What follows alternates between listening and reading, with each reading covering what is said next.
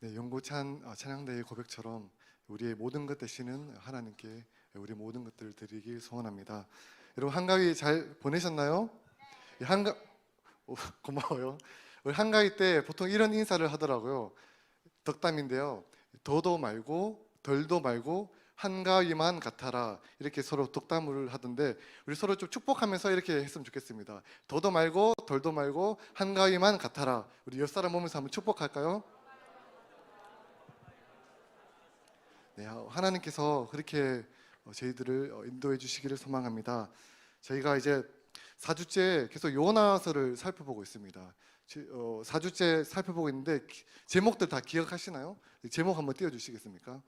저희가 첫째 주는 나 요나 기회 주시나요? 그리고 기도하시나요? 그리고 용서하시나요? 이렇게 저희들이 계속 말씀을 듣고 있는데요. 저도 지난 3주간 요나의 삶을 보면서 많은 은혜도 받고 도전도 되고 회개도 많이 되었습니다. 오늘은 이 4장 말씀, 이제 마지막으로 4장 말씀을 좀 보면서 함께 하나님의 말씀을 좀 나누고 싶습니다. 지난 추석 연휴 동안에 제가 서점 이제 여러 가지 책을 좀 봤습니다. 설교를 준비한다고 여러 책을 좀 돌아보다가 아주 흥미로운 이제 제목의 책 하나를 제가 봤습니다. 이거는 정말 나의 스타일이다, 내가 무조건 봐야 된다라고 생각했던 책인데요. 한번 띄워주시겠습니까? 비판의 기술이라는 책인데요. 딱 제목부터 느껴지지 않습니까? 내가 이 책만 보면 이제 누구누구를 비판하는 걸 좋아하는데 누구누구를 정말 합당하게 정말 잘 비판하면 나는 욕먹지 않고 정말 잘 비판할 수 있겠구나라는 생각을 가지게 되고 흥미로운 마음으로 이 책을 좀 살펴봤습니다. 다 읽어보지는 못했는데 이 주된 내용이 뭐냐면 비판 그리고 비판주의, 이 두 가지에 대해서 이야기를 하더라고요. 비판하는 것과 그리고 무작정 비판하는 비판주의에 대해서 이야기를 하고 있습니다. 근데 흥미로운 것은 이 책의 결론 부분이 어떻게 나오냐, 되게 흥미로운데요. 뭐냐면 이 마지막 결론 부분이 이렇게 끝나고 있습니다. 비판주의를 극복할 수 있는 하나의 대안으로서, 잘 들어보십시오, 교회와 같은 은혜의 공동체에 대한 이야기를 하고 있더라고요. 그러니까 비판 그리고 비판주의를 이겨낼 수 있는 하나의 방법이 뭐냐? 교회와 같은 은혜의 공동체라고 이야기를 하고 있습니다. 이 부분, 결론 부분을 제가 좀 읽어드릴게요. 한번 띄워주실래요? 타인에 대한 무작정 비판하기보다 타인을 용납하고 환대하고 너그럽게 품어주는 것. 왜냐하면 하나님의 은혜는 우리 자신의 가장 추한 모습을 보고도 여전히 용납될 수 있다는 깊은 확신을 준다. 이 내용을 좀 정리하면 타인을 용납하고 비판하기보다 타인을 환대하고 그렇게 해야 되는 이유가 뭐냐면 가장 먼저 나 자신이 하나님께 용납받은 사람이다라는 것을 이 작가가 이렇게 인지를 시켜주더라고요. 참 흥미있고 참 인상 깊다라는 생각을 했습니다. 저희들이 지난 4주 동안 살펴보고 있는 요나도 참 비슷한 내용이 많은데요. 여러분 요나서의 내용 기억나시죠? 저희 목사님 3주 동안 말씀하셨죠? 니느웨에 가서 하나님께서 회개의 복음을 선포하라라고 요나에게 이제 명령을 합니다. 그런데 요나가 어떡합니까? 거부하죠. 불순종해서 도망갑니다. 이렇게 해서 여러 사건이 지나고 난 뒤에 결국에 다시 니느웨에 가서 회개하라라고 이제 선포를 한 게 3장까지의 내용이죠. 그리고 이제 4장, 오늘 이제 이렇게 시작하고 있습니다. 1절에 보면 요나가 매우 싫어하고 성내며 이렇게 뜬금없이 이렇게 시작을 하고 있습니다. 이거 원래의 조금 더 의미를 살려서, 원래의 의미를 좀 더 살린 번역을 제가 가져왔거든요. 이 새 번역 성경인데요. 제가 읽어드릴게요.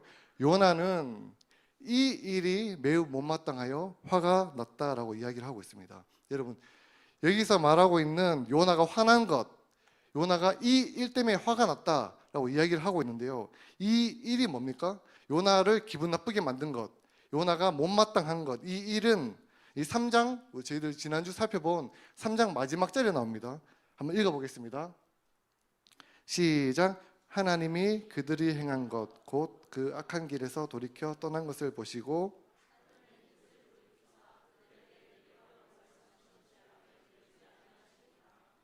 네, 요나가 왜 기분 나쁘냐면 하나님이 니느웨를 멸망시키지 않고 재앙을 내리지 않아서 요나가 지금 기분이 나쁜 겁니다.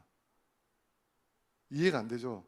요나는 니느웨라는 땅이 회개하고 하나님께 돌아오는 거, 그게 기분 나쁜 거예요. 그게 못마땅한 겁니다. 이해할 수가 없다라고 지금 요나가 고백을 하고 있는 겁니다. 여러분, 요나는 선지자입니다. 선지자. 요나는 하나님의 말씀을 선포하라고 특별하게 세우심을 받은 선지자인데도 불구하고 니느웨라는 도시가 회개하고 하나님께 돌아오는 것을 기분 나빠하고 있습니다. 그렇다면 요나가 매번 하나님의 말씀을 불순종하는 선지자일까요? 그건 또 아닙니다. 왜냐하면 열왕기하 14장 25절 후반절 제가 좀 띄워드렸거든요.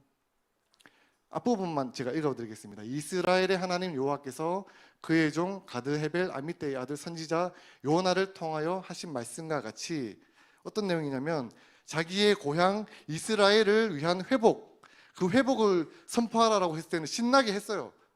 신나게 순종해서 하나님의 말씀을 선포했습니다. 그런데 이 니느웨라는 땅에는 선포를 못하겠다라고 이야기를 하고 있는 겁니다. 여기에는 사실 요나와 이 니느웨라는 이 도시에 약간 연관성이 있습니다. 이걸 좀 살펴봐야 되는데요. 제가 지도를 한번 보여드리겠습니다. 저 오른쪽 위에 저기 니느웨라는 도시인데요. 저게 BC 8세기경에 아수르라는 이 나라, 아수르라는 나라의 수도가 이제 니느웨입니다. 그 아수르가 저 밑에 예루살렘 보이죠? 저 밑에 예루살렘 요나의 고향인데 저기를 계속 침략을 합니다. 자기의 고향 이스라엘을 침략하는 아수르의 도시, 아수르의 수도 니느웨, 그게 기분이 나쁜 거예요. 나의 고향을 자기 맘대로 침략하고 그랬던 게 기분 나빠서 요나는 니느웨에 가기 싫은 거예요. 니느웨 쳐다보기도 싫고 니느웨에 가서 하나님 말씀을 선포하는 것은 더욱더 싫다라고 지금 이야기를 하고 있습니다. 여러분, 요나의 기준에서 저기 니느웨 땅은 구원받기 합당치 않아. 저기 니느웨는 멸망받아 오라, 멸망받는 것이 마땅해라고 생각을 하고 있는데, 여러분 어떻게 생각하십니까? 요나의 생각에 동의하시나요? 요나의 생각, 요나의 시선, 거기에 여러분들 동의하고 계십니까? 사실 요나는 지난 3주간 계속 살펴봤듯이 요나는 저희 자신과 비슷합니다. 요나는 특별한 사람이기도 하지만 요나는 우리 자신과 비슷해요. 요나에게서 저희의 모습을 찾아볼 수가 있습니다. 저희도 요나와 비슷하죠. 우리의 기준으로 우리가 심판관이 되어서 상대방의 행동들을 진단하고 판단하고 정죄합니다. 그래서 우리 생각은, 나의 생각은 옳고 상대방의 생각은 틀렸다라고 생각하는 모습들이 우리에게도 존재한다라는 겁니다. 하지만 하나님의 기준에서 보면 요나나 니느웨나 비슷해요. 크게 다르지 않습니다.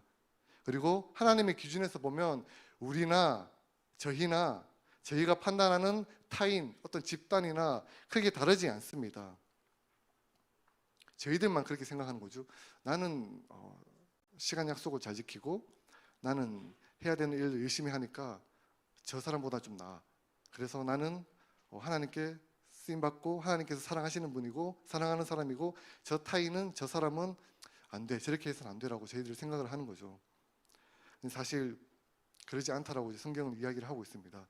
요한복음 이제 8장에 보면 이런 이야기가 나오거든요. 여러분도 잘 아는 이야기인데, 간음을 하다가 현장에서 잡힌 여인을 바리새인과 율법학자들이 데리고 옵니다.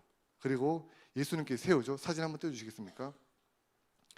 간음을 하다가 나쁜 행동을 하다가 현장에서 잡혔어요. 딱 빼박. 이것은 무조건 잘못된 거죠. 잘못된 일을 하다가 현장에서 잡혔습니다. 그래서 바리새인과 율법학자들이 끌고 옵니다. 끌고 와서 예수님 앞에 탁 두고 이렇게 이야기를 하고 있습니다. 요한복음 8장 4절 5절입니다. 예수님, 이 여자가 현장에서 간음을 하다 현장에서 잡혔습니다. 모세의 율법에는 이런 자를 어떻게 돌로 쳐 죽여라고 기록되어 있는데 예수님, 선생님은 어떻게 하시겠습니까? 이렇게 딱 물어보는 거죠. 그때 예수님 뭐라고 하십니까? 7절입니다. 너희 가운데서 죄가 없는 사람이 먼저 이 여자에게 돌을 쳐라라고 이야기를 하고 있습니다. 그러고는 어떻게 됩니까? 아무도 돌을 던지지 못하고 한 명 한 명씩 떠나가게 되고, 그리고 예수님과 간음한 여인 혼자 남게 됩니다. 여러분들, 바리새인이 예수님 앞에 나와서 질문했을 때 이 여인 어떻게 하면 좋습니까? 라고 질문했을 때 바리새인들이 기대했던 대답은 이거예요. 이 여자를 돌로 쳐라, 혹은 이 여자를 돌로 치지 말아라. 이 둘 중에 하나를 이제 답변을 기대했을 텐데 예수님 뭐라고 합니까? 이 여자에 대한 이야기를 하는 게 아니라 너희 중에, 이 여자가 아니라 너희 중에 죄 없는 사람이 먼저 돌을 들고 쳐라라고 이야기를 하고 있습니다. 당시 바리새인들이 지켜야 됐던 율법은 618가지입니다. 바리새인들은 618가지를 다 지켜야 됐습니다. 근데 바리새인이 아무리 율법을 잘 지킨다 할지라도 그 중에 하나 정도는 못 지키거든요. 그래서 예수님께서 바리새인아, 율법학자야, 너희 자신을 좀 봐. 너희도 율법을 잘 지키니? 너희가 그렇게 자신 있어 하는 율법, 그것들 너희들 잘 지키고 있니? 라고 예수님이 말씀하고 계십니다. 어떻게 되면 못 지키죠. 바리새인과 율법학자들이 하는 이야기는 맞아요. 팩트예요. 사실이에요. 사실. 왜냐하면 신명기 22장, 레위기 20장에서 가늠한 여인은 돌로 현장에서 바로 쳐 죽여라라고 분명히 이야기를 하고 있거든요. 하지만 예수님은 옳은 말, 옳은 행동이라 할지라도 그게 나 자신이 아니라 타인을 비난하는 화살로, 무기로 그 행동이, 그 말이, 그 사실이 쓰여서는 안 된다라고 이야기를 해주고 있습니다. 예수님의 시선에서는 바리새인이나 율법학자나 그리고 가늠한 여인이나 크게 다름없이 다 똑같은 허물 많은 사람이라고 이야기를 하고 있습니다. 에베소서 4장 2절에 이렇게 말씀하고 있거든요. 한번 읽어보겠습니다. 제가 읽어드릴게요. 겸손함과 온유함으로 깍듯이 대하십시오. 오래 참음으로써 뭐라고 합니까? 사랑으로 서로 용납하십시오라고 이야기를 하고 있습니다. 저희가, 여기 있는 우리 전부가, 저희가 타인을 비난하지 않고 타인을 용납해야 되는 이유가 뭡니까? 가장 먼저 예수님이 그들을 판단하지 아니하시고, 예수님은 그들을 정죄하지 않고, 예수님이 먼저 그들을 용납하고 받아줬고 사랑하셨기 때문이라는 겁니다. 예수님께서 먼저 십자가에 못 박히실 때 자기를 십자가 못 박은 그 사람들을 위해서 저주하지 않고 그 사람들을 위해서 기도하고 그 사람들을 사랑해 주셨습니다. 그렇기 때문에 예수님이 사랑한 그 사람들을 저희가 어떻게 판단을 하겠습니까? 저희가 어떻게 정죄를 하겠습니까? 저희가 어떻게 그 사람들에게 막무가내로 비난하고 삿대질을 하겠습니까? 요나서, 저희들이 4주 동안 살펴본 요나서 마지막은 이렇게 끝나고 있습니다. 한번 띄워주시겠습니까? 요나서 마지막은 다 같이 한번 읽어보고 마치겠습니다. 마지막입니다. 시작. 하물며 이 큰 성읍 니느웨에는 좌우를 분별하지 못하는 자가 12만 명이요.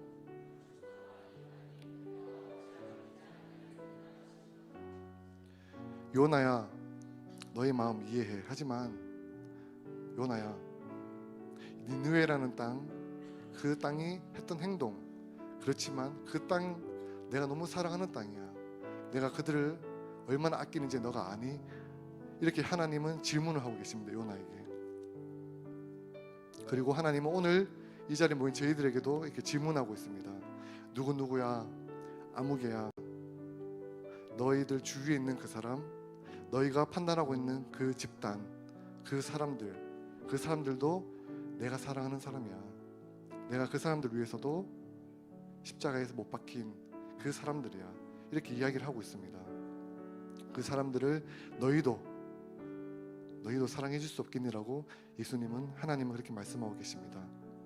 이런 하나님의 질문에, 저희들에게 물어보고 계시는 하나님의 질문에 날마다 예수님과 같은 답변으로 저희들 또한 그렇게 삶을 살아가기를 소원합니다. 네, 함께 기도하겠습니다.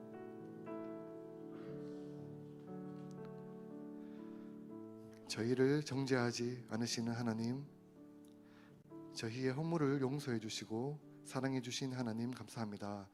저희 주위에 있는 사람들을 사랑해 줄 수 없겠냐고 물으시는 하나님께 날마다 예수님처럼 사랑하겠다고, 또 그들을 위해서 기도하겠다고 고백하는 고등부 공동체가 될 수 있도록 하나님 도와주옵소서. 감사드리며 살아계신 예수님의 이름으로 기도드립니다.